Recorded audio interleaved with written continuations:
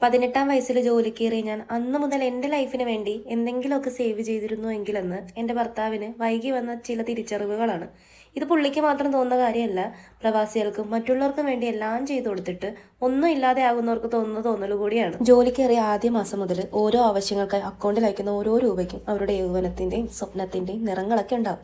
സഹോദരിയുടെ പഠനം, വിവാഹം, ബന്ധുക്കളുടെ ഓരോരോ ആവശ്യങ്ങൾ, വീട്ടിലെ അറ്റകുറ്റപ്പണികൾ, അങ്ങനെ എല്ലാത്തിനും ആ വിയർപ്പിൻ്റെ വിലയും ഉണ്ടാകും. ഇതൊക്കെ നിനക്കുള്ളതാണെന്ന വാക്കും ഉണ്ടാകും. പക്ഷെ കാലം കടന്നുപോയി അവനൊരു കല്യാണമൊക്കെ കഴിഞ്ഞ് സ്വന്തമായി അവനവന് ജീവിതം ഉണ്ടാകുമ്പോൾ സഹായങ്ങളൊക്കെ ഒന്ന് കുറയും. അന്ന് ഭാര്യയായിട്ടൊന്ന് കറങ്ങാൻ പോയാലോ, അവർക്ക് ഇഷ്ടമുള്ളതൊക്കെ വാങ്ങിച്ചു കൊടുത്താലോ, അല്ലെങ്കിൽ ഇനി അവനും ഇഷ്ടമുള്ളതൊക്കെ വാങ്ങിച്ചാൽ പോലും ആദ്യത്തെ കുത്തുവാക്കുകൾ തുടങ്ങും.